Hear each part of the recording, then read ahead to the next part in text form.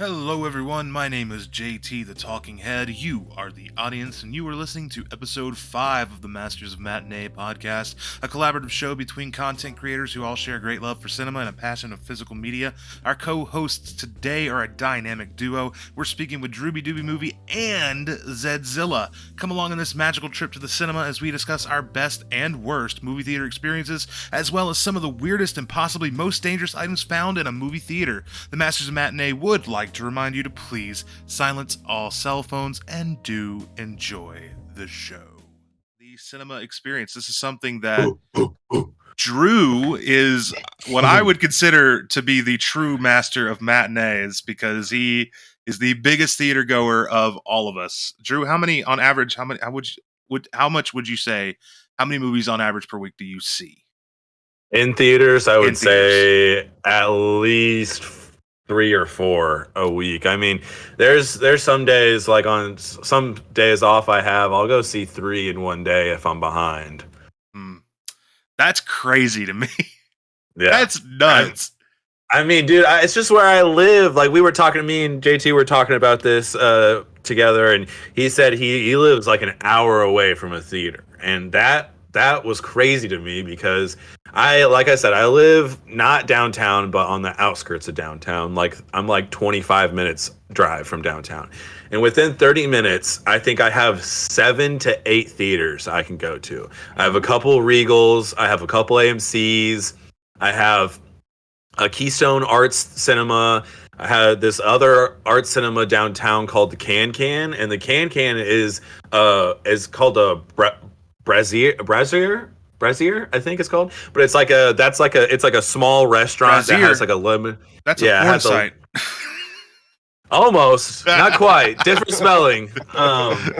But it's like you sit down and they have like, it's a really nice restaurant, and they have a bunch of drinks, and they have beer and cocktails, and all the cocktails are movie themed, like movie named. But so you can either go there before and have a meal and go see a movie, or you can go see a movie and come out and have a meal. So I got a lot of options, man. I'm very lucky. And when you said that, I was like, yeah, I'm very lucky to be surrounded by so many movie theaters, because I just think that experience is you can't put words to it sometimes. Zed, how's your cinema situation looking around where you are? Well, while Drew's at Buffalo Wild Wings watching porn, I'm at my local Cinemark.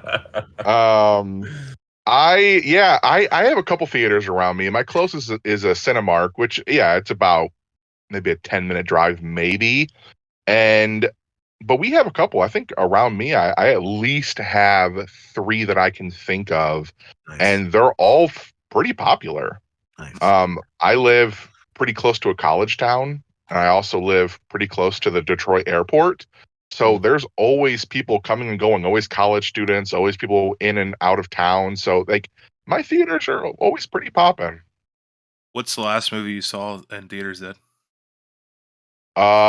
In Across the Spider-Verse. That one. Yours was Asteroid City, right, Drew? Yes, I just saw Asteroid City the other night. I cannot wait to see Asteroid City. I really, really, really enjoyed it. Mine was Guardians of the Galaxy 3. Nice. That's not terrible. Yeah, but it's been a couple months now. So yeah. Wow. So we had a movie theater. We had an AMC that was, so before it was a Carmike, which is an old chain that is no longer around. And then AMC took it over, and then they only like put new carpet down in the lobby, and that's all they ever like freaking did for it. And so that theater had been at our mall since the 80s.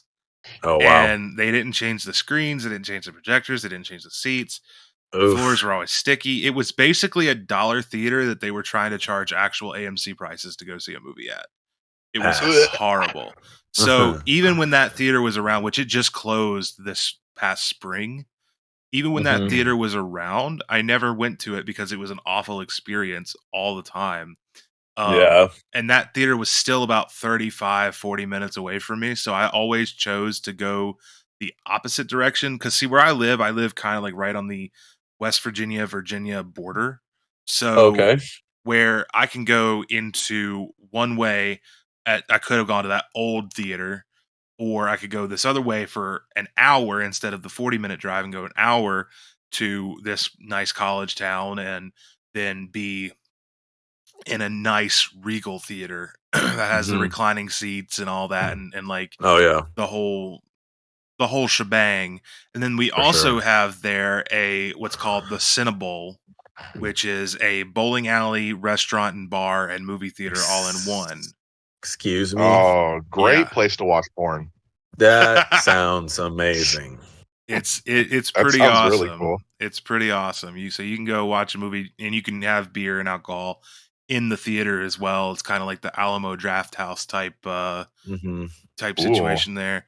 And then you can just go and take a roll down the lanes after you're finished. Can you hear Dude, hell crashing yeah. pins Uh, when you're watching the movie? no, they're on the opposite side of the Ah, like that would be like really cool if you're like there for like a Big Lebowski screening or that's like, what I was about to Yeah, say. If yeah. we're watching Yeah. Big Lebowski and then Jesus is about to roll, oh my gosh, yeah, that'd be beautiful. But yeah, so like those are my only two options. Then I can go the other way an hour, and then there's like a I think it's another AMC, and it's a way nicer than the one that we had, but it's still like there's no reclining seats or anything. It's still the old time Damn, seating and still? everything. So I would rather drive the hour Wow. and go to one with reclining seats and stuff, the luxury stuff. But even that Yeah. that Regal, it doesn't have IMAX or anything. We don't have any IMAX screens around us. I got to drive like 3 hours to Damn. get to an IMAX theater, bro. Damn. Yeah. Fuck. Yeah. So That's wild. I've never seen a movie in IMAX. The closest thing I've ever seen is I did an RPX movie, the Regal Premium Experience. I saw Guardians with that, and what that is they do the Dolby Atmos Mhm. like sound, and so Okay. like it's supposed to be more immersive. So like when hmm there's a bunch of explosions and stuff, it like shit the speakers like shake your sheets and stuff, For sure. and I honestly hated it. It got my anxiety boiling No. so bad. Oh no. Because I have like really bad like auditory anxiety, like because like it well, um that'll do it. like I how do I explain this? It's like if I am talking to somebody, right, and then I have somebody else having a conversation right next to me in this ear, my ears can't distinguish who I'm speaking with versus who they're speaking with. And it just becomes a jumbled mess. And like I used to work at a GameStop, so that was like a big issue for me because it's like I would be talking with a customer and then my partner would be talking with a customer and then we would have the GameStop TV on in the background. And so if you're up there speaking and everybody's speaking and that TV's going, it's just like it would frazzle me to the point to where I was like about to have a panic attack. It's so Like bad. sensory overload. Yeah, like I have very bad auditory sensory overload, and Yeah. it just my ears can't differentiate like what's going on. I can't Mhm. isolate sound. And that starts like panic. That starts a panic in your mind and stuff. Yeah, so. like so. Sometimes it manifests as panic. Sometimes it manifests as frustration. In the case of going to Mhm. Guardians and having the speakers blaring so hard that it was shaking my seat and stuff, it was Mhm. less of an immersive experience and more of a panicky experience. Yeah. And so it was just it felt wrong. It was kind of like, have you ever been to like one of those attractions where you go see what they call a 4D movie where like you sit in the seat and like it like will like blow wind and water on you and the seats move and everything like as you're flying Yeah, I did through. that. I did that once. Yeah. Yeah. So like that, I'm fine with that because I'm going in expecting that. I'm expecting to be moved around. I'm expecting to get wet. I'm expecting to have stuff blowing my ears out.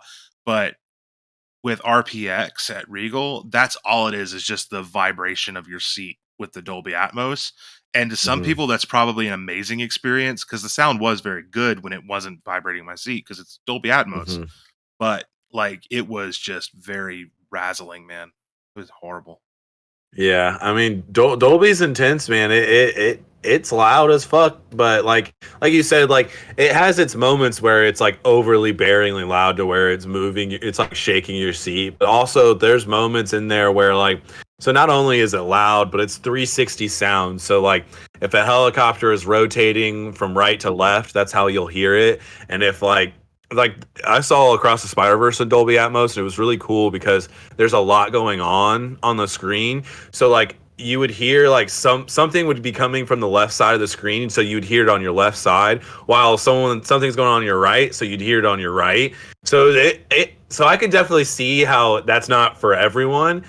But also for me, it just takes me way deeper into the movie. I have really bad ADHD, so that low-key helps me because there's so much going on, so I can concentrate on everything. It just makes me more centered. So I really enjoyed Dolby Atmos, but I can definitely see, because like in the new John Wick, it starts out with him hitting that pole, and in Dolby Atmos, every time he hit the pole, your chair was like fucking going insane. I was like, what the heck? I also saw the new Across the Spider-Verse in, is it called Dolby Atmosphere? Yeah, Dolby Atmos. Yeah. Mm-hmm. We didn't know that we bought those tickets. So when we sat down in the chairs, my buddy who used to work there was like, "Oh shit, this is one of the Dolby theaters. This is one of the Dolby," and basically there's only there's 2 lines of chairs that are the Dolby chairs that really give you that experience. But if you sit near those chairs, which we only sat 1 row back, you can feel the vibrations. So when Across the Spider-Verse opens and Gwen's playing her drums, you can feel the drums in your fucking chest. And it was incredible. And it was one of those things that on the drive there, my buddy sang, I hope, like, I want to see Gwen playing her drums. Like, I want to see that. Like, because we were talking about, one of the producers said that Spider-Gwen's getting her own spinoff. And we were discussing that. And he said, I want that movie to open up with Gwen playing with the Mary Janes. And then we get into the fucking movie, and that's how it opens up. And we were just so excited. It felt so immersive. And you're saying every punch, every person walking on and off screen, you could just feel it. But they also chose certain moments to really escalate the vibrations. And those ones were really impactful for certain moments. Like when, I don't want to give too many spoilers, but like when Miguel is on the chase. I haven't seen it. I haven't seen it at all. Oh, well, I guess you do. Well, you do know that. No, I don't know anything about trailer. I haven't seen the trailer. I don't watch trailers. He doesn't watch trailers. You don't watch trailers? I'm a trailer slut. I love trailers. So anyway, there are certain moments that really escalate the intensity of that vibrations, and it really just, like you're saying, Drew, it like zones you in on what's happening, and it really makes you feel like I am also on the chase, or I'm also like, this is it's brilliant. But I could also understand, because there were certain points of it where I felt overwhelmed as well, where I'm like, because it's an overwhelming movie in general, and then you're constantly being shook, and you're like, oh my God. But it also is like, yeah, this is the feeling that I should probably be experiencing, is like panic. Yeah. and this, so, Drew, you saw the new Indiana Jones, right? I did. How was that? Like, it's getting a lot of, like, just briefly, I just want to, for personal sake, I want to know. I will say that it's a good time. I still enjoyed it, but it is my least favorite Indiana Jones.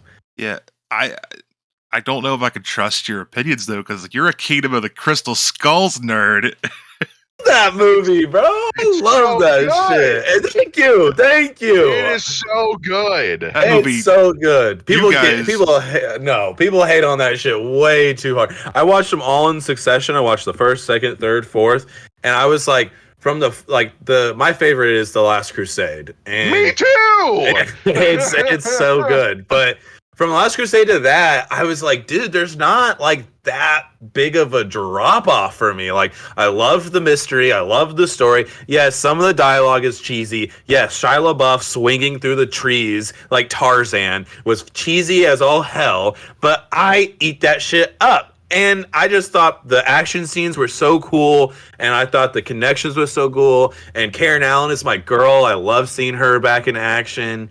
I loved the whole sci-fi aspect of it, and it was really cool because Steven Spielberg had done a couple of sci-fi movies from and that space between. So it was really cool to see him combine those two loves that he has, and I thought it worked really well, and I loved it. But this new one is just like, I would say it's just very like modern adventure. Like they don't take a lot of risk. They don't.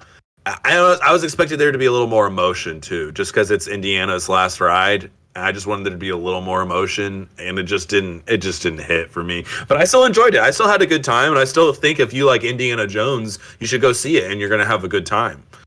Well, I'm glad you enjoyed it. I'm glad you dug it. Kingdom of the Crystal Skulls doesn't exist. I don't know what you're talking about. You're both like going absolutely crazy. There's no such thing. It doesn't exist. It's brilliant. There's no such movie. It never happened. It never happened. I'm about to get a poster. I'm about to get a Kingdom of the Crystal Skull poster. I absolutely do not have a DVD copy of Kingdom of the Crystal Skulls on my shelf over there. There's no way that exists. So do you guys have any like cheapo theaters, like dollar theaters around you? No, I don't believe so. There are certain days of the week that my theaters will show cheaper movies, not like matinee showings, but like where they will just have like, especially when they're bringing back like older movies that aren't necessarily like anniversary releases, but like my theaters will sometimes have like weeks like high school graduation week where they'll show like a bunch of high school movies, and they'll be cheap. Like they'll show like, you know, they'll show like The Breakfast Club, or they'll show 16 Candles or whatever, and it'll just be like one of those graduation school weeks, whatever. And those will be like 3 movies for $5. But like dollar movies, no, not really. Yeah, that's a negative for me too. I don't think the actual like dollar theater. I use dollar theater as like just a cheap theater. I don't think you can. I don't think they exist anymore. Like for $1, like inflation's probably got the dollar theater still being like now being like $7.50 a ticket. You can't get anything for $1 anymore. Even the Dollar Tree's $1.25 nowadays. Like, yeah. We had growing up. At my dad lived a couple hours away from me, and there was this really small town that had this cheap like 2-screener theater, and tickets were maybe a couple bucks at most, and they always showed movies that had been like run through theatrical release like 6 months prior, and so they get them super late, and so they would be super cheap, and the seats sucked, the floor was sticky, the drinks and stuff, the cups that they came in, like it was kind of a gamble whether or not the bottom was going to fall out of them. Like they cheaped out on everything, bro. But you know what? As a kid going there and everything, like that's where I saw Daredevil for the first time with Ben Affleck, which I absolutely love that movie. Yeah, he might be coming back for Deadpool 3. Yeah, I mean, heck yeah. He was seen on set though, right? He was. He was. He was seen around the area. Yeah. So like I have like all these fond memories of seeing movies in that theater with my dad and my stepmother. And so the dollar theater is like one of those things where I don't think in modern times I would enjoy going there, but like I have a lot better memories sitting in that theater watching movies than I think I ever will get from sitting in a Regal electronic recliner, drinking a beer and watching a movie, you know? I have a hot take. What's a hot take? I have a hot take. I don't like the recliner seats. I don't like how, because bro, at the same time I understand you want to be comfortable, you want to be chilling. I'm not trying to go to bed. It's not Betty by time. Like I want to be sitting upright, right next to the person next to me, so I can't be all like stretched and just like fucking willy nilly. Like I want to be upright, attention hut at the screen, and like you just fit way more people in the movie theater when you don't have those recliner seats. Like I used to work at a theater in high school, and it was Imagine Theaters. I don't know if you guys have ever heard of Imagine. They got some in Michigan. So I worked there, and it was in like 2013, I guess. So it was still before the recliner seats got real hot, and we had a couple theaters that sat 200 plus people, 300 people. And like that's just not a thing anymore unless it's an IMAX, because all those recliner seats take up so much space. Like I had to go into theaters and be like, Hey everyone, this is a sold out show. Every single ticket in here is sold. So if you have a seat that's next to you that's empty, go ahead and do me a favor and squeeze in because every single seat in here is sold out. And I'd be yelling at 200 plus people. And it's like now it's like at the AMC I go to, there's a theater in there. It's a very small theater, but there's a theater in there that only has 15 seats. I'm like, bro, what's the point? That's I don't know. crazy. I do disagree with you about the recliner seating just because I'm a big man, and so the I get packing in that. like Yeah, sardines and stuff is not I comfortable get for that me. for sure. Even the recliner seats are a little too small for me. Like my freaking legs always hitting the button and everything. Um, but also on the other end of that, I triggered something in Zed to make him giggle. Oh, dude, when I was watching Across the Spider-Verse, my hip was hitting that damn recline button. I'm Yeah, just sitting there yeah, yeah. go up and down. I'm just I like, do that all the Jesus time. Yeah. Christ. Yeah. Ugh. But I don't know, man. Like on the other end of that, as somebody with like social anxieties in general, anyway, like I would not, and it would not be an enjoyable experience for me to be packed into an auditorium with 200 people watching a movie. Like I've been Yeah. there for sure. I've done that. Like I went to see the 2000, what is it, 2009, 2010 remake of Friday the 13th, like opening freaking Hmm. weekend, line out the door. Like, so I mean, I've seen movies that way. I saw The Conjuring open weekend. Like, so Mm, packed theaters and stuff were a thing when I was a kid. Nowadays, though, I don't even know if like you're gonna get packed theaters at all, even if you that do is have an true. Yeah. auditorium like that, because of post COVID and stuff. Nobody wants to do Hmm. that, and then even before COVID, movie theaters were kind of dying anyway. Um, Yeah. and so, but I don't think it would be an enjoyable experience for me to be packed like that, uncomfortable, worried about catching the bubonic plague from my neighbor. I just Yeah. Yeah. like I get that it's a Gosh. vibe. It's like It is. It's fun, man. I mean, I get it. Trust me. That's a lot of people in one theater, and it's stressful. I mean, I get like that on a bigger scale. Like when I go to like amusement parks, like I hate those kind of crowds. Like those huge, enormous crowds. Like my wife wants to go to New York City with me, and she wants to take me to Times Square, and I want to go, but I'm low key terrified because that place is so jam packed with people, and it stresses me out. But I think Yeah. when like a movie theater is like the perfect amount for me, especially when everyone's seated and not like mumble jumble walking around. But like I remember, I actually saw Django Unchained back when they did midnight premieres. I saw that at midnight before they did the whole Thursday release thing, which I don't like either. But I like it, but I don't. Like, I trust me. I'd rather go see. Now that I'm older, I'd rather go see a movie at 6 o'clock than 12 o'clock. But right. that 12 o'clock premiere was so much fun. I went to Django with a couple of my buddies. We snuck in some brews, and the whole theater was packed. Was sold out. Everyone, and you can hear. I love just hearing people's reactions to movies when you're in movie theaters, especially like a movie with that. There was a couple brutal scenes, and people were just losing their minds. And then you get up and you walk out and you literally just hear everyone talking about the movie. Everyone's mumbling, jumbling, and walking out. It's like 3 a.m. because it's a Tarantino film, so it was 3 hours long. I remember that was so long ago, and I remember that day like it was yesterday. It was so much fun. That's definitely a vibe for sure. I've never been to a midnight movie. Not like that. Like I've seen like Rocky Horror Picture Show at midnight, but I've Oh hell yeah, never. that's cool. And that wasn't even in a movie theater. It was like at a little like um stage theater downtown. They just had a projector screen set up with it for on Halloween. We watched Rocky Horror. But That's cool. I've never been to like a movie premiere or anything like that. But it is now on my list that whenever Tarantino's new movie, the movie critic comes out, or the film critic, Hmm. whatever the hell he's calling it, comes out, Hmm.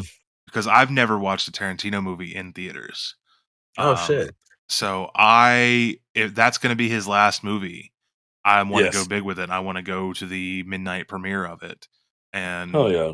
and see that way, because he's one of my favorite filmmakers. Period. So I don't think I've seen a Tarantino film in theaters either. I'm like trying to think about it. but I honestly don't know. I haven't even seen his latest one, the Once Upon a Time in Hollywood. Once Upon a Time, yeah. It's pretty Yeah, good. I haven't even seen that yet.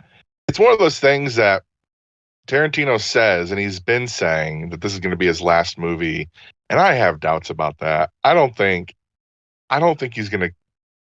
It's going to be great marketing. It's going to get a lot of people in the seats, but I doubt, especially in this day and age when we're just talking about Ben Affleck coming back as Daredevil.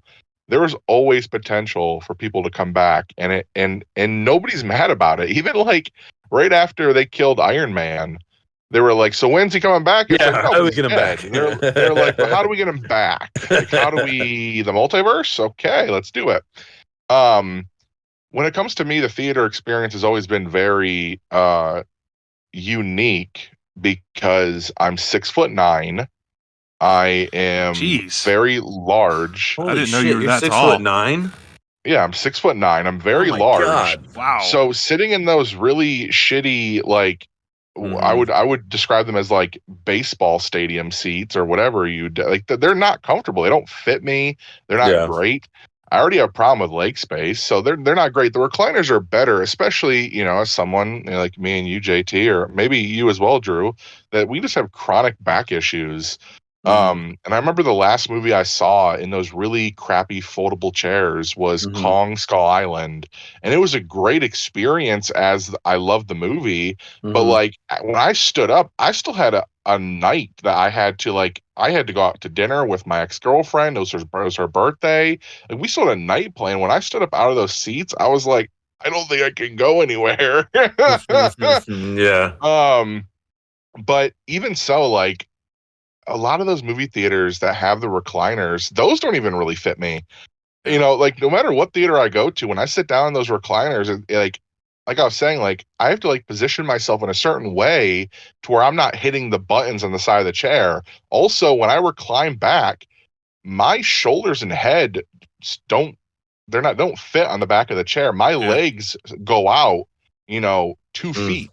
In front of me. So like I don't fit in any chair in any theater. So it's always been unique to me. Like I know that it's going to be a fun experience to see a movie in theaters, but the physical experience is always going to be isolating. And that's just anywhere I go. Like a lot of people don't like when I'm sitting in a car going anywhere, I always look to my left because I don't drive, and people are using the headrest on their seat. And I'm like, I can't use the headrest on any seat I sit in. So I'm in a car, I can't use that unless I'm like slouched all the way down, my knees up on the dashboard. So it's always just very unique for me. I do enjoy the experience. I do, like you were saying, Drew, love hearing reactions. And it's very unfortunate because I went to the premiere of Across the Spider-Verse, and I think in total, my theater probably has a capacity of 100 in that particular theater, maybe 150. And I think 20 people were in the theater. Ooh. Oh, wow. And this is night of premiere. Like, and it's one of those things that's happened quite a few times where I've gone to big releases and my theater, and maybe folks were waiting for like that midnight premiere and they just weren't filling up the seats that early, because I did go to like the 6:00 showing of it or whatever it was. But it was strange because even when I went and saw No Way Home, Spider-Man No Way Home in theaters. That might have been the previous movie I saw in theaters. I go for every Spider-Man movie. When I went and saw No Way Home, my theater was packed. My theater was packed comparatively. There were still empty seats, but comparatively packed. And that was so when Andrew jumped through that portal, I couldn't hear the dialogue. There was nothing. I think the worst theater experience I ever had was I went to go see The Hunger Games Mockingjay Part 1. Is that the That movie sucks. That movie is boring. In the day and age where they were like, Harry Potter had a 2-part climax, why can't we? It's like, because you don't have material to do 2 parts. You don't have Katniss shot her bow 1 time in the entire movie, and it was in the trailer. It was so boring. So for me, I'm sitting in a packed theater because The Hunger Games was absolutely I mean, it conquered the world. So I'm sitting in a packed theater watching part one of what's supposed to be a fantastic climax, and I'm in the top row with everybody. Every seat was filled, and I'm watching a movie that I couldn't be less interested in, sitting in an extraordinary, uncomfortable seat. When I walked out of that theater, I was like, where do I get like the Nemocron thing from Evil Dead? Like, I'm summoning something because I am pissed. That was such a horrible experience. But yeah, most of my theater experiences, though limited, are fun, but the decline of moviegoers is very noticeable in my area. Where maybe it is just certain times that they're more popular, certain days of the week. Who's to say? But when big movies are, when Disney does bad in theaters, there's something kind of weird going on. Like the last couple Disney movies, even like pre-COVID, did not do well. Like a lot of their live action stuff, like the Nutcracker movie they did, Nutcracker, Nutcracker, and like the Three Realms, or even Encanto didn't do well in theaters, and it was only until it went on Disney Plus that anybody heard about it. Strange World absolutely failed, and it's not marketing. When Disney, even stuff like Guardians did well, but not as well as it could have if we were like in Guardians Volume 2 days. Like, there's something weird about the box office nowadays that folks are anticipating it going on streaming in a month. Right. They're not going to the theater. The pandemic. It's like in a month's time. And the shitty part is when the studio announces it, they're like, "Hey, go see Avatar, Way of Water in theaters, but in 3 weeks it will be on Disney Plus." And it's like, don't say that. Just say go to the theater and watch it. Don't announce that kind of stuff. So, who's to say? There is a noticeable drop, but it doesn't mean the theater experience is not any less incredible. It is an incredible, even when I sit in a theater, like a comedy. I went and saw Fight Club, not Fight Club, sorry, Fist Fight with Ice Cube and Charlie Day in theater. It was like mid-March, and there was like 6 people in the theater. I wouldn't have watched that movie any other way. It was so fun to watch this big Ice Cube, Charlie Day movie in theaters. It wasn't a big epic Marvel movie. It wasn't a big epic action movie like Indiana Jones. It was just 2 dudes that had beef with each other. But it was that much better because I was watching it on the biggest screen I could. Right. All right. So you had said that experience with Hunger Games is would you say that's the worst experience you've ever had at a movie theater? I think so. It sucked. Okay. So we're going to talk about worst and best experiences of movie theaters that we have personally ever had. Zed, you say Hunger Games, Mockingjay Part 1. That was your worst movie going experience. What about you, Drew? What was your worst experience at a movie theater? Man, I'm trying to think if there was a bad experience when I was younger, because don't have too many, but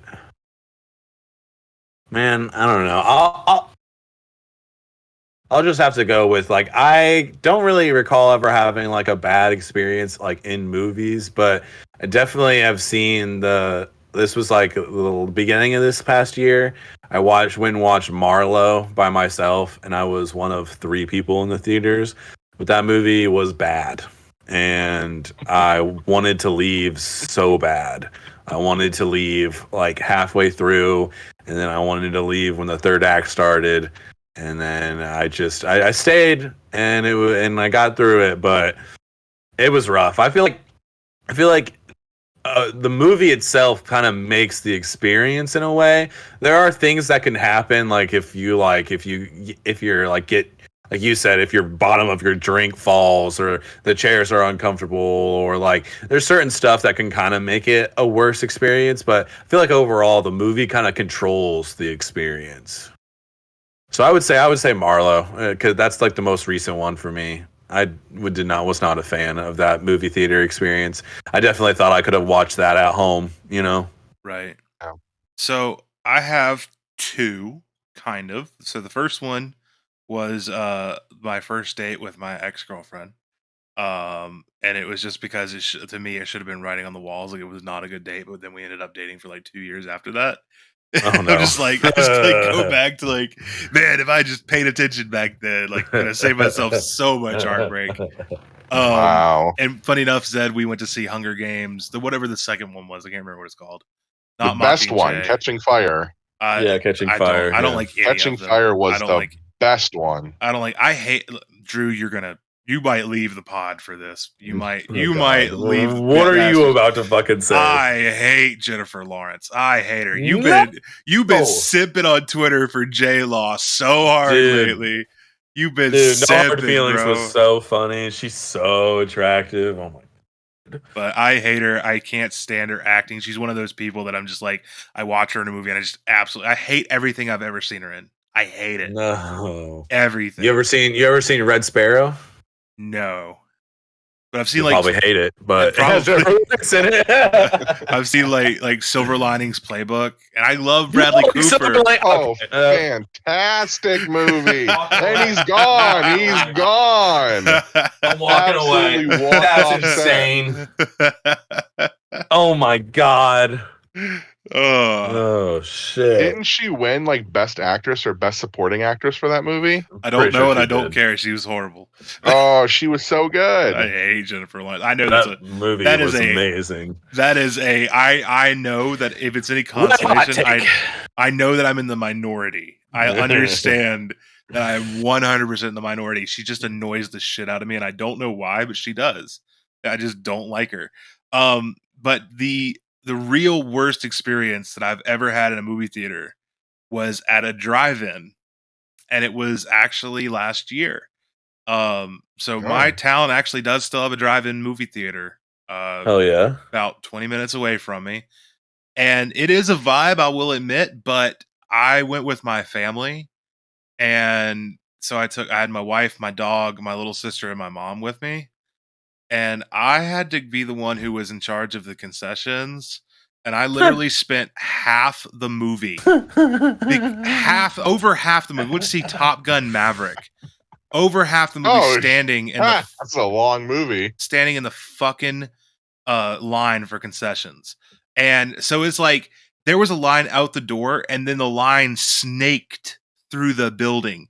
I'm just like, y'all idiots realize that, like, I mean, I could have said this about myself, but like, you got your own car. You could have brought your own snacks, right? Yeah, that's what I do with drive-in theaters. Like, yo, like everybody and their freaking uncle and grandmother were in that concession stand line, man.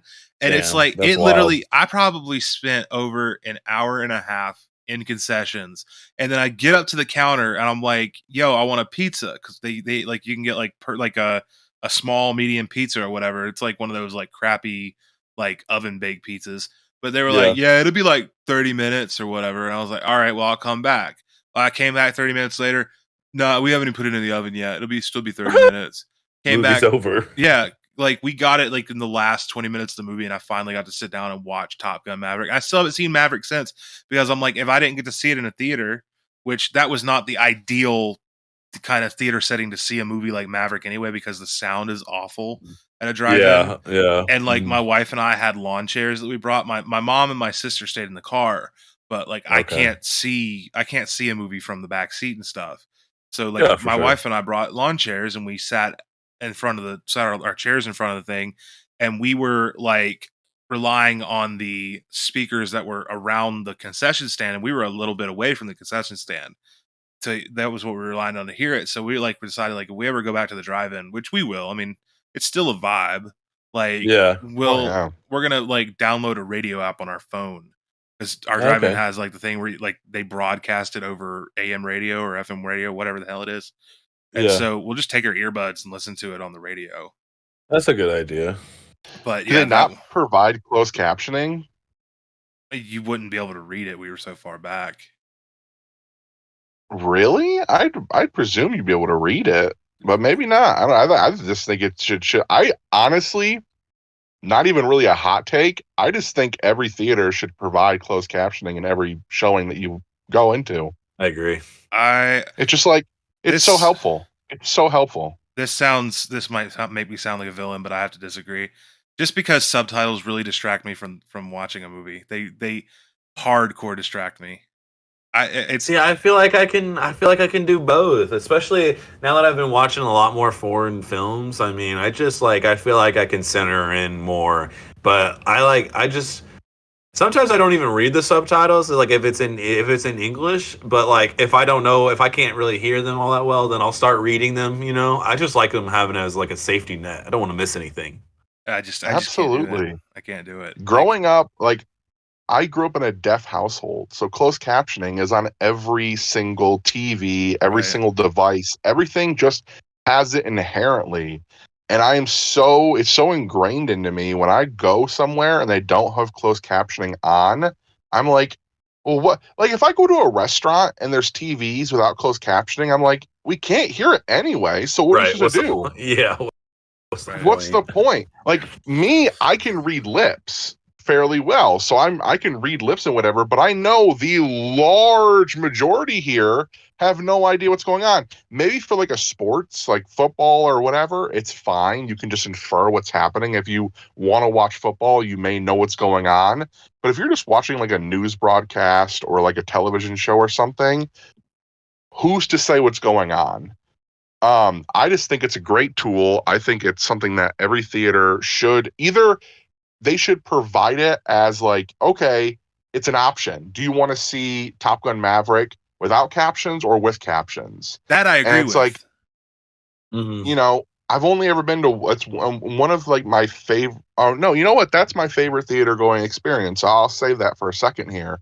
But like, legitimately, theaters should have that as an option because they already have certain theaters do options for visually impaired people where they have descriptors, so you can get like a little descriptor that you put around your neck with a pair of earbuds and whatever, and they'll describe the movie for visually impaired individuals.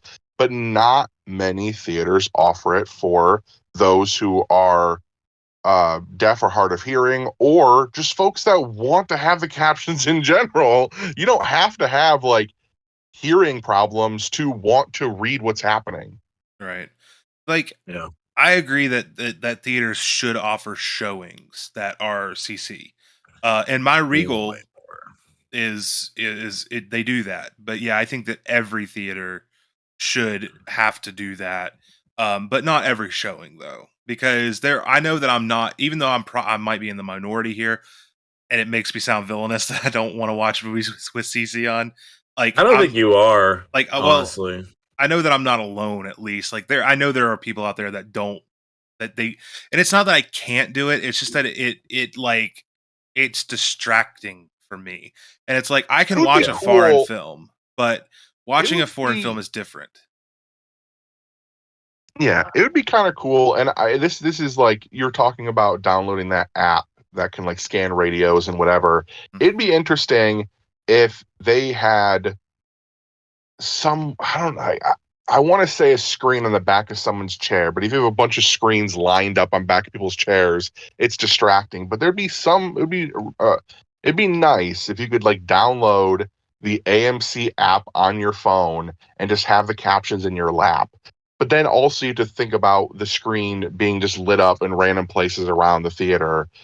I don't know. I don't know how you would make it available to everybody and every showing, but I think that at the very least you need to have certain showings where there's closed captioning. And into that, I'll just go into my favorite showing just since we're talking about this because it has to do with closed captioning. Before you do that, I have one like solution, like an idea of how this could be rectified with CC. So use 3D technology. 3D technology is something we already have. Make it to where, like, I mean, and this will take more development, but I mean, the development is here. Make it to where, you know, if the movie is in a 16:9 aspect ratio, there's still going to be black bars on the top and bottom of the screen, right? Make it to where you have to put on like these kind of 3D glasses, and if you put these glasses on, you can see the CC across the black bars. And then if you take them off, they're gone. It's like the same kind of technology they would use to make a 3D movie 3D. I don't know the science It's not about a how bad that would idea. work, but I think that would be like if somebody were to try to really put the time, they could probably develop that tech to be able to do that. Just make invisible captions that the deaf or hard of hearing or people who want captions, they can pick up these glasses from the front, put them on, and they act like 3D glasses, and then boom, the captions are on the screen. Like I mean, I'm not gonna say like I'm not an engineer, a theater engineer, so I mean, I don't know how hard that would be to implement, but I feel like in 2023, like there is technology out there that is way more wild and impossible to do than this. Like this seems kind of like it could probably be done, you know?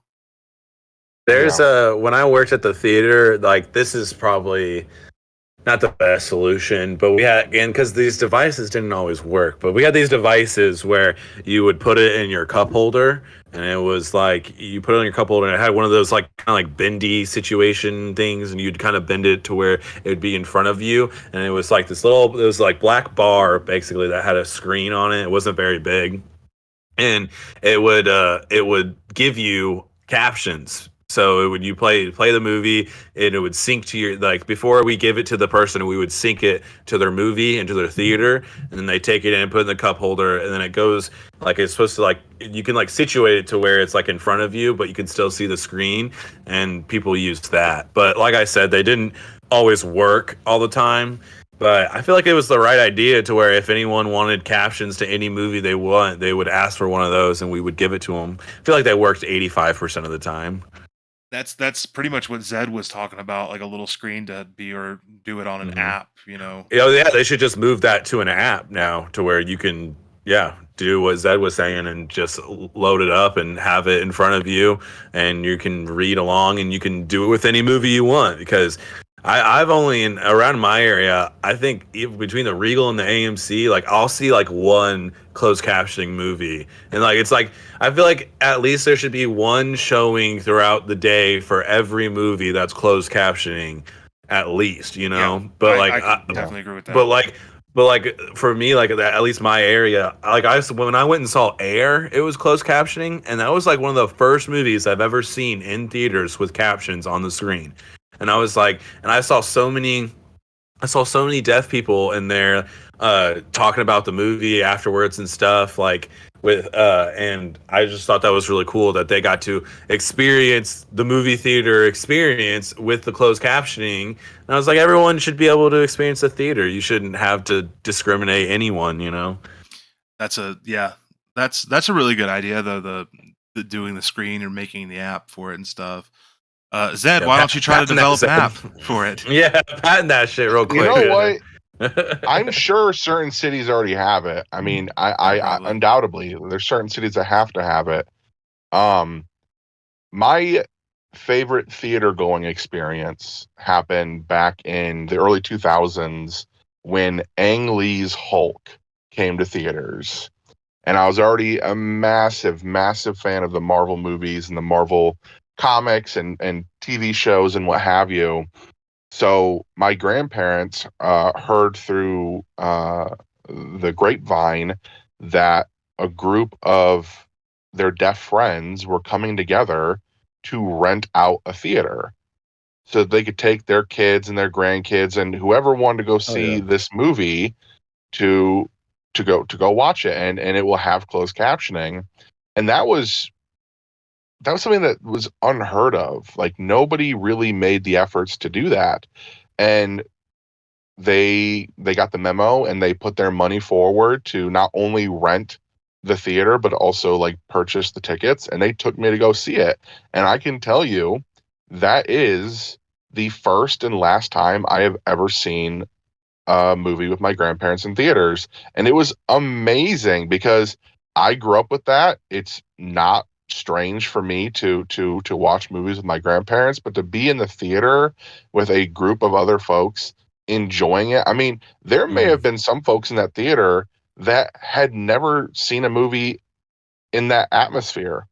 And that was incredible. For me, I loved the movie. I know nowadays I think differently, but it was such an amazing experience for my grandparents to take me to see that and for them to watch it in theaters.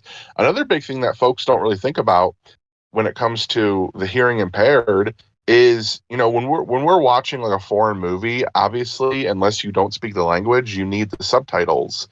Deaf people, a lot of them, my grandparents included, don't speak English. Like, even though they use English words, they're not speaking English. So it's already difficult when they're watching a movie like that. Like, there's certain movies they prefer over others because there's more action, there's more things happening, and not a lot of just like dialogue. Like, when my grandparents ask me what movie they should watch and there's a lot of dialogue, I'll tell them that there's a lot of talking. I'll tell them there's a lot of talking in that movie, and give them a movie that's more fast paced. Also, my grandparents are good at reading lips. My grandmother especially. What are movies that are hard to read lips in? Animated movies. My grandparents don't watch a lot of animated movies because they can't read lips, because it's far different. So there's a lot to think about. There's a lot that, my grandparents, being deaf, aren't able to experience with movies because they don't speak the language. They also, when it comes to animation, they can't read the lips. They can't read the body language as well. It's interesting, but the Hulk, undoubtedly, like there's experiences that were more energetic. Like when Andrew jumped through that portal in No Way Home, oh my gosh, it was just deafening in the theater. But seeing that one movie with my grandparents, the people that raised me, and it allowed me to not only share my love of Marvel, but like my love of movies with them, will forever be my favorite. I mean, it was just incredible. Oh yeah, that sounds amazing. That does. Drew, what is your favorite movie theater experience? Oh, I'm gonna actually have to go with another recent one. There was a couple older ones that I was thinking about doing, but one of my theaters, they kind of like Zed was saying, they run older movies on Tuesday, and it's $7 on Tuesday is the discounted price, and they'll do like months, so they'll do like Harrison Ford or Martin Scorsese, whether it's an actor or director. Every Tuesday will be a movie that has them or is by them. And there was a Jeff Bridges month, and I know you're a Jeff Bridges fan as well. So I saw The Fisher King, I saw Starman, but of course I saw The Big Lebowski, and I saw it in theaters. And our theater, it wasn't a very big theater. There was probably like 50-ish plus people there, I would say, maybe a little more. It was sold out. It was completely sold out, and just laughing that hard with everyone else and like experiencing that movie with a crowd was so fucking fun. And like a bunch of my friends went too, and like it was really cool hearing like different people were laughing at different things, because that movie is just, there's so much comedy in that movie. Almost every other fucking line, it could be a joke. But just hearing at what certain people thought funny, and maybe what I thought was funny that not a lot of other people laughed at, and then what everyone laughed at, it was just such a great experience. I love that movie. I love Jeff Bridges. And yeah, I think that's probably my most fun, greatest experience with the movies. Well, Drew, I got one question for you. You have to use so many darn curse words. Well, yeah, man. That's just like your prerogative, man. Your opinion, man. Your opinion. I love that scene. He's like, I have to use so many cuss words. Curse words. The fuck you talking about? What the fuck you talking about, man? He just wants a rug, okay? Just give him his rug. The dude only wanted his rug back, man. I that movie is so full of just. Walter was the most PC motherfucker that he was back in the 90s, was leading the charge for political correctness. The Chinaman is not the issue. Also, Asian American, please. Asian American. Chinaman's not the right word. Chinaman is not the preferred nomenclature. Asian American. Yeah, nomenclature. That's those characters, I love that movie so much. It's that's a movie that I watch with my dad all the time. He showed me that when I was a kid. And we watch that movie probably every time we get together. We get to get together like once every few months, and that is like the number one movie we watch all the time. And I adore it. Everything, the characters are written so perfectly, and That's so good. it gets a lot of hate online. And I'm just like, when I think that hate goes away when I tell people like, you do realize that like all the dialogue in that movie was meticulously written. And so every instance of the F word, every instance of or you know, all the pauses and stuff, they were meticulously written in there. And Jeff and Steve and John had to write, or had to not write, but had to act within that script very, very spot on to what the Coens had written it as. They didn't allow what is it called, ad-libbing or taking creative liberty with the character. Improvisation. There we go. They literally were told, like the Coen brothers were like, we wrote this script for like word for word how we want it. So we chose you guys because you guys are really good actors and we know you're gonna nail this. And I always love, there's a couple interviews I always love watching. Like I watch them every time they come up, and Jeff Bridges is talking about how you said, like, he's like, no, like all those ums and dudes and all that like small stuff, that's in the script. I'm reading the script. Like the Coen brothers are next level when it comes to their screenplays. It's crazy. 100%. Well, other than Lebowski, what's your favorite Coen brothers flick? Oh man, I mean, I could go the easy route and do No Country for Old Men, but I feel like my heart would want me to do Fargo. I fucking love Fargo. I think the most popular answers to that would be No Country or Oh Brother, Where Art Thou? Oh Brother is amazing too, but yeah, mine is actually one that doesn't get a lot of love. It doesn't get nearly enough love, and it's the 2010 remake of True Grit. Oh yeah. True Grit's awesome. Yeah. It's an incredible. It is one of the last great modern westerns. Like True Grit, Django, and Hateful Eight are some of the great last modern westerns, in my opinion. Anyway, the remake of 3:10 to Yuma was really good too.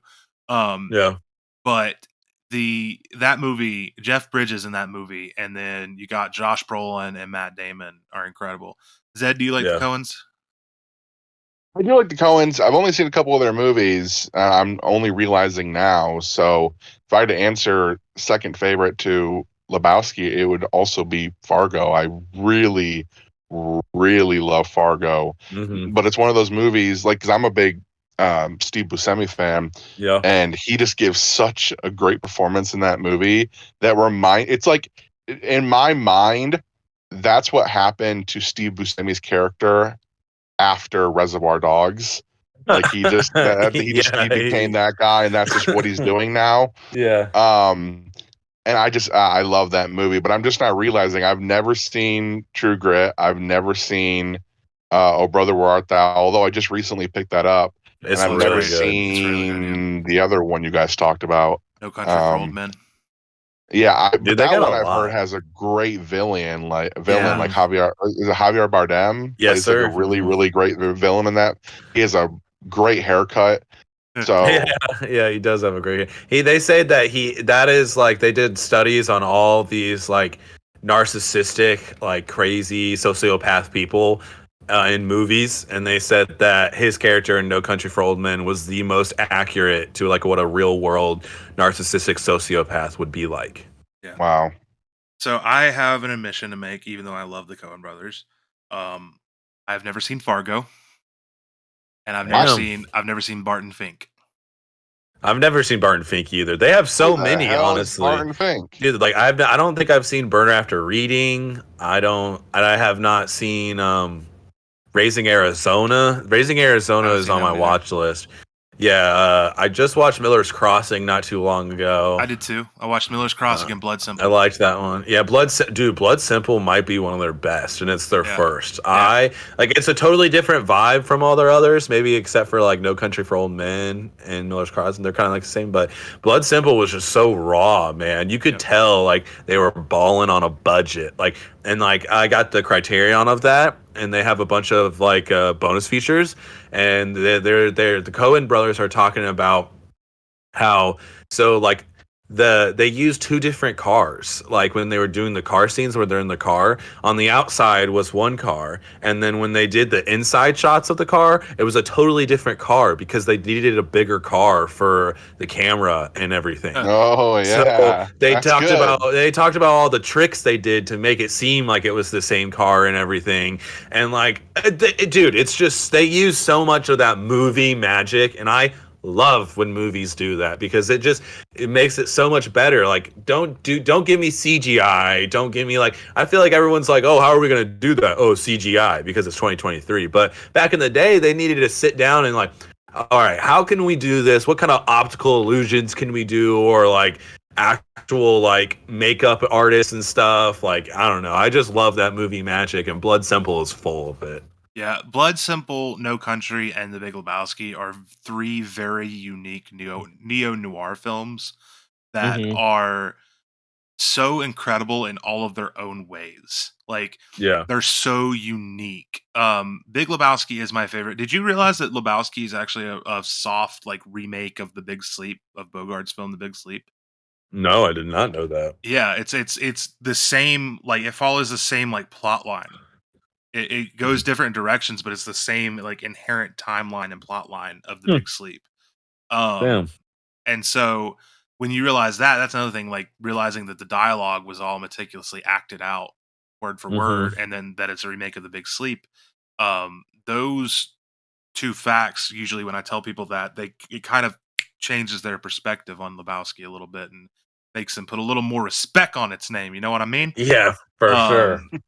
But all right, I'm the only one left to go about my favorite Yeah, your favorite. movie Yeah. experience. And my favorite movie experience, though, it kind of is the antithesis to what you guys are both saying about theaters dying and people not going to theaters and stuff like that, and empty movie theaters and all that. Because my favorite experience is actually an empty theater experience. It was R.I.P.D., the Jeff Bridges Ryan Reynolds joint. Oh, it's so good. It's so much fun. Oh, That movie hardcore sucked, but it's underrated. so good. No. No, did not suck. No, Hardcore underrated. It's Hardcore sucked, but underrated. it's sucked in the best way. It's so funny. Guys. It's so funny. Dude, Bridges and Reynolds are hilarious together. Hilarious. Oh yeah. That I'll movie, have and to Kevin rewatch Bacon. it. I'll have Kevin to Bacon rewatch was it. the villain, and that movie is so underrated. Go rewatch that movie. R.I.P.D. I'm Such I'm a gonna good, I'm gonna go get it and rewatch it. such a good comedy. It just had a sequel like last year. What? Yeah, I was Yeah, surprised about it's that on too. Netflix or something now. It's on Netflix original, but it was like something that Netflix acquired. But yeah, the sequel came out like last year. So when that movie came out, it had been out for like a week at most, and my buddy Michael and I went to see it, and we had no idea that it was how it was doing in box office or anything. It was, obviously we know now, it was a major flop. That movie flopped hard. I'm surprised it got a sequel. Obviously, the sequel was a direct-to-video sequel. Yeah. That movie, seeing that in theaters alone with my buddy. And we had this was at the crappy theater I was telling you that closed. This was at the crappy ass theater. And we sat down and watched that movie, and we realized about 20 minutes into it, we looked around and realized that nobody else was in the theater at all. We had the entire place to ourselves. So That's so much we fun, like though. got up and like walked around and shit during the movie, and like sat in the back, sat in the front, sat in the middle. Like we took the time to like find where that sweet spot was, like the greatest spot to sit in and watch a movie. Because like, You it's like guys why just not? Some myth busting. Like we were like, I mean, we could have been like pulled a Pee Wee Herman out and just waked it. Nobody would have fucking known. Like Jesus. Like, but it was a great experience to just sit there. And now looking back, and I realized like this was in a time before theaters were like on the verge of all dying like they are now, which I don't know if I'd say they're on the verge of dying per se right now, but they were a lot more full then than they are now. So that was just that empty theater. Then the week after RIPD opened was just indicative that the movie was not that great. Even though I still maintain, and I've watched it since that too. Like that does not cloud my experience of the movie. I've watched it a couple times. Okay, guys, I'll rewatch it. Don't take it as like it's not Citizen Kane, Drew. Okay, I'm not saying it is. It's conceptually, it's a really cool idea. The Rest in Peace department, a bunch of ghosts. Yeah, it's Men in Black with ghosts. It's Men in Black with ghosts, is what it is. It's Men in Black meet Ghostbusters. It's great. Yeah, it's a fun movie. I worked at the theater when that movie came out because that was what, like 2014, 2013, something like that. It had to have been, yeah. I worked at the theater, and I've never seen a movie go in and out of theaters so fast. And this is at the time where Frozen was released. Dude, Frozen was in theater for, I'm not exaggerating, Frozen was in our theater for probably 6 months. I'm not joking. That movie would not stop selling tickets. And personally, me working there and being an usher, I hated that movie. So many kids, it was the dirtiest theaters in the world, and it wouldn't stop. And then finally, after 6 months, they stopped showing it in theaters. And then I was like, okay, awesome. This is great. I'm so happy this is done. And guess what they did? A week later, they brought it back, sing-along version. Everyone come for the version. Fucking selling out theaters again. I'm like, no, stop it. Let it go. Dude, I was just hanging out in RIPD, just hanging out there on the job, just watching what I could until someone was like, Drew, where are you? We need you. I'm like, oh, I'm on my way. So to be fair, I've only seen RIPD in like chunks, so I haven't watched it fully. Then you should be reminiscing on those little small increments of breaks that you got between running around, like children running around. Yeah, you should be like, this is the best fucking movie ever. Oh my God. Yeah. Sweet release. Like, have you guys seen Mario movie? The Super Mario Bros movie? Yeah, the new one. I've seen the new one. It's fantastic. Dude, I imagine working at a theater around Frozen, you get off every night and you're like that little, like that little thing, the little, droplet thing that's in the cage and Bowser. He's like, the sweet relief of death. yeah, basically. I could not imagine, bro. I mean, I worked at GameStop, and I worked through like fucking Pokemon releases, Call of Duty releases, NBA releases, so like crowded shit. Like, and people, dude, NBA 2K players are mostly assholes when they come to GameStop at 9 o'clock at night to get their shit. And it's like, I would never trade those horrible experiences working at GameStop for a theater experience. Bro, you could not pay me $1 million to clean up a theater after a kids movie. No fucking way. It's terrible. Dude, so I think one of the most outlandish things to ever happen to me at the movie theater working there is I was waiting. I can't remember what movie it was. It was a children's movie though. But we were like waiting for everyone to leave, as ushers do. We're just standing there waiting for everyone to leave. This mom comes down to me and says, I am so sorry, my son had an accident. And I was thinking that he spilled his drink or some shit. And I was like, don't worry about it. That's what we're here for. We're cleaning it up. And she's like, no, like he couldn't hold it. And I was like, what do you mean? The cups are quite large. Yeah, I was like, what do you mean he couldn't hold it? She's like, well, it's a mess up there. And I was like, here's some paper towels and some napkins, and go clean up your son. I'm not cleaning up your son's shit and pee, ma'am. Like, your son didn't make it. Like, you didn't take him to the bathroom. I mean, I was like, I'm getting paid $7.50 an hour. I'm sorry, but there's a line to what I'm gonna clean up, and that's shit and piss. Okay, I'll clean up popcorn, soda, anything in between, but I'm not your bodily functions. That's a no-go for me. No bueno. It's like, what do you mean? Is he not potty trained? He should have a diaper on. What are we doing? You ever been in a GameStop and asked to go to the bathroom and they're like, oh, we don't have one? I don't think so, We but have to. We're supposed to, like, corporately. We were supposed to tell people we don't have a bathroom because it was like a health and safety hazard if they like pissed in our floor and we got like sick or something because of like their piss or shit. yeah. So, Yeah. but it's like on the real though. Like we always told, like even if corporate didn't tell us we had to do that, we would always be like, no, we don't. We have to go next door to the restaurant next door. No, that's Yeah. gamer piss. That shit's acidic. burn a hole through the toilet. Yeah. Ain't no way. In 10 days at least. Oh, that's the worst. I know we have to go, but there's one thing I want to say. But you better make it profound. You better make it profound. No, and prophetic. it's not going to be. Well, maybe it is profound. I don't. Depends on how you look at it. The weirdest thing I've ever found coming back into a theater, because sometimes viewings are because especially like Marvel movies where people sit through the credits. Yeah. And people are like trying to like clean up in between. I came in right as one movie was ending and another one was starting. I walked up to my seat, and the seat next to the one that I bought, somebody's arm cast was sitting in the seat. Like someone's broken arm, their cast was sitting in the seat.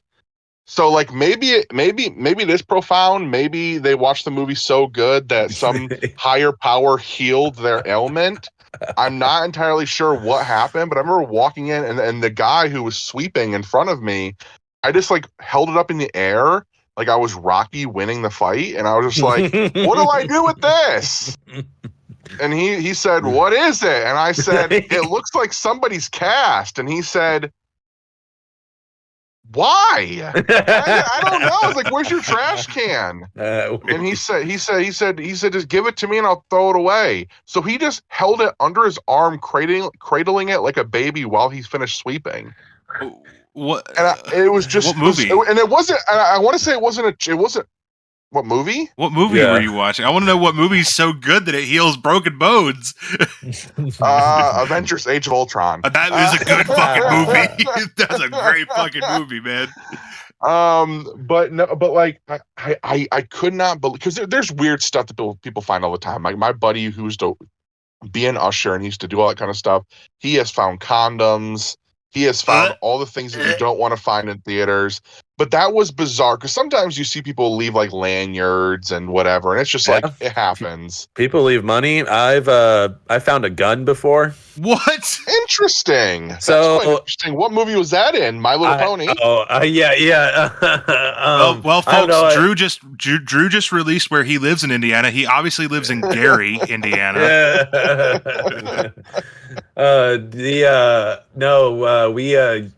You go through the lanes with like a big broom, and you get everything under, and then you like whip it out, and then someone like scoops it up. And like I was doing that, and I hit something, and I was like, "Oh, that has weight to it." So I thought it was like a purse or like a coin bag or something. And when I like whipped it out, it was a fucking pistol. And I'm like 17, and I immediately just back away. I like immediately was like, no, thank you, I'm good. So we got on no one touched it because we're all 17. And I went on the walkie, and it was like, hey, we got a problem in like theater 10. There's like a firearm on the ground. Can I get someone in here to take that? And luckily we had a probation officer that was a manager. He was double duty, and so he actually knew about that stuff. And so he came and got it, and eventually we had someone call like later that night, and he's like, did you guys find a gun in a theater? Oh my God.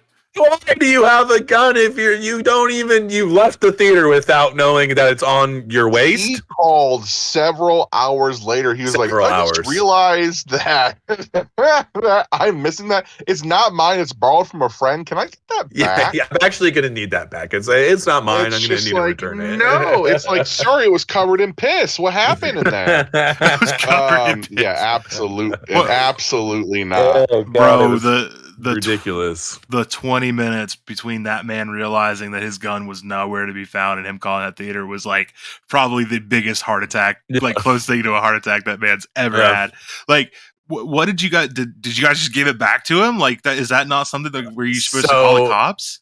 Well, I mean, so the probation officer, we kept it, and he basically was like, "Okay, well, we'll hold on to it for the day if he calls back, and then if he doesn't, then yeah, he was gonna give it to he was gonna turn it into the cops, basically." But when he came in, he had to have his ID, and he had to have his gun license. I mean, there's no really way to be like, okay, you own this particular gun. But the dude was like, calling a theater to find out if they found a gun? I mean, exactly. There's only one person. So the dude was like, if you bring me your ID and you bring me your gun license that matches your ID, then we'll give it back to you, no problem. But yeah, but here's the thing. Like JT said, imagine the panic. The way that Drew is saying the man called, it didn't sound like he was in a panic. It sounded like this has happened before. Right?